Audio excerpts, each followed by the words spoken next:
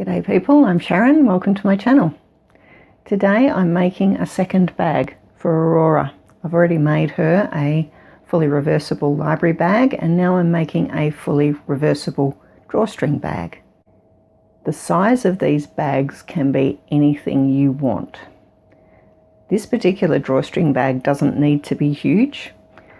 If you wanted to make it so that it could be used as a swimming bag, then you need to make sure it's big enough for a towel to go in and a change of clothes. But what they're being used for is what you make the size for. This fabric is quite different to the one that I used for the reversible library bag in that it is completely directional. And if I leave it in one piece and put one back that way, these dogs are going to be upside down. So I needed to cut it in half. The other fabric that I was initially going to use is this one. And I'm not sure if you can see that on the camera, but it is possible for me to see some of the pattern underneath. So this fabric is actually no good because it's just too thin, and if I try and do it as a reversible bag, the inside will be visible through that. Instead, I'm going to use this fabric, which is much darker, and we definitely can't see anything through there. There's no reason why I can't use a single piece of this, and that's what I'm actually planning to do, use a single piece of it. And all I really need to do is to put these around this way and join that up, but I'm going to do that at the end. I'm going to make the bag with only one end closed, and I can do my final bit of joining up the bottom of the bag with the sewing machine. And hopefully you can see here that this piece, that is the full-sized piece, is a little bit shorter because it doesn't need a seam there. I've put Aurora's name towards the bottom of this bag because it's going to be a drawstring bag. If I put it at the top, you won't be able to read it because it'll be scrunched up with the drawstring. I'm going to sew along the top of this to my lining, and on the other end of it, I have to have the dogs the other way around because this is the top and this is the top of my lining. So a line of stitching along both of the tops of the bag is where we'll start. It was around about this point in the proceedings that I worked out you couldn't see what my pencil was doing on the doggy fabric. So I'm actually doing my markings on a different bag that I was making. I'm going to draw the lines on here. I'm going to go 1 inch from the seam of the top of the bag, and then I'm going to go at 2.5 inches from the top, so 1.5 inches from where I just drew. And I'm going to split the difference on that, so that's 3/4 inch. These numbers do not have to be exact. Find something that suits. What I need to do is make that between the two lines wide enough that when I make it into a casing, I can get whatever size of cord I'm going to put in my drawstring bag through that casing. On the wrong side of the fabric, around the area where the seam is that's joining the lining to the top, you need to mark 1 inch from the seam on either side and 2.5 inches from the seam on either side. We're going to stitch and we're going to leave the spaces for the casings open. I'm going to sew the side of this bag the same way that I did with the library bag. I'm going to put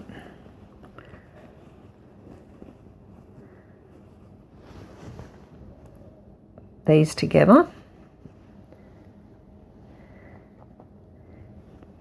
There. And I'm going to do this on each side.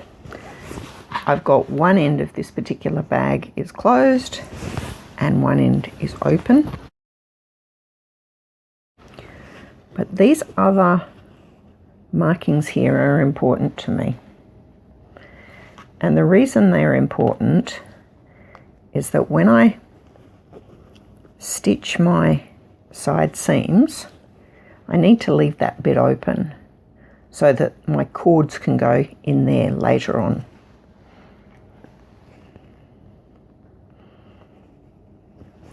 So on each side of this bag,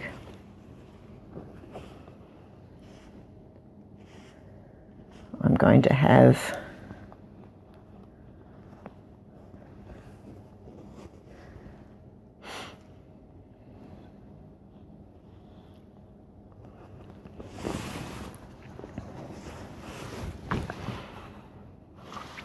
stitching from here up to here. I'm going to stop at that mark.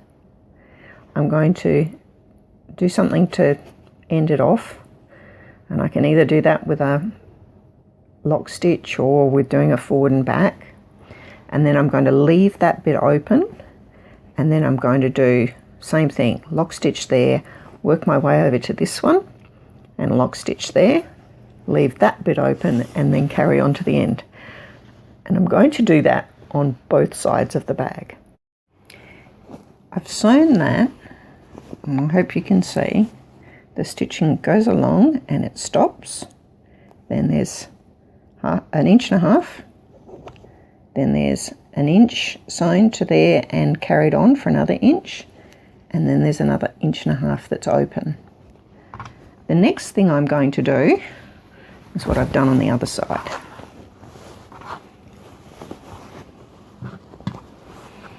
Those bits that were open are still open, but I have stitched down the seam on either side of that. And the reason that I've done that is so that when I'm sewing things together, those bits don't try and flick in, because I'm now going to start sewing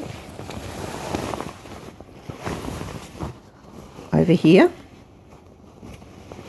I'm going to sew top stitching line, and then I'm going to sew on each of those 3 lines. That's the next bit of it. And even though those lines don't quite measure up, I'll make them measure up while I'm stitching it. Ultimately, the pencil drawn lines are going to come out in the wash. So if you don't stitch exactly on top of them, they're not going to be there in the long term for anyone to notice where you've gone a bit wrong. What you want to do is make sure those 2 openings on the seams come together, because that's where the cording is going to go.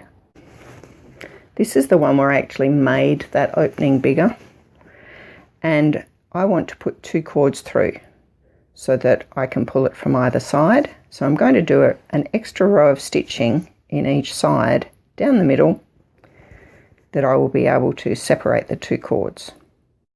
The bag is almost complete now, just that this end is open on the dog side. And the way that I'm going to sort that is just to turn the dog side this way and stitch across the bottom of it.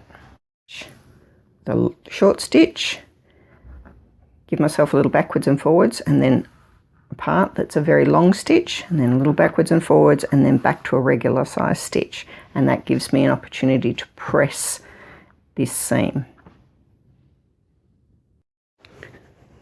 So I've pressed that open, and now I will unpick the big stitches, and then I will turn it in the right way. Undone it. There's not a great deal of room, but I don't really need very much room. I'm going to put these far ends through.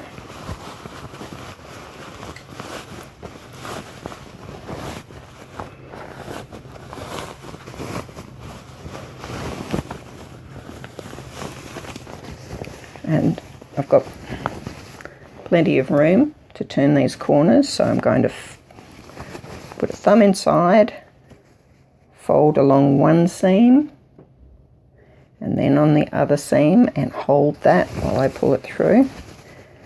That's the best way to get these nice corners. So a thumb or a finger inside, put my thumb in, I'm going to fold one along one side, one seam, and then along the other seam, and I'm holding those pieces in the corner, fold them through. So I didn't have to do any trimming at the corners that would have made things weaker. And now I'm just going to, because I've got that edge was all pressed, I'm just going to stitch from one end to the other the whole way along there, just top stitching right next to that edge. So I have stitched along that edge at the bottom, catching both sides, and now I can just put the lining inside, and all that remains to be done is for the drawstrings to be put in. And my drawstring bag is now complete. I said this was fully reversible, didn't I? So if I open out the drawstrings, turn the bag inside out,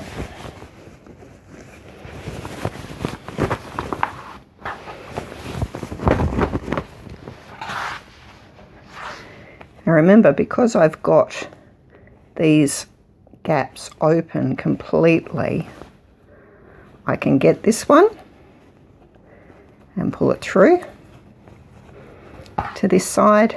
And that was the one on the bottom. So the one that's got the knot in on this side is the one at the top. Pull that through.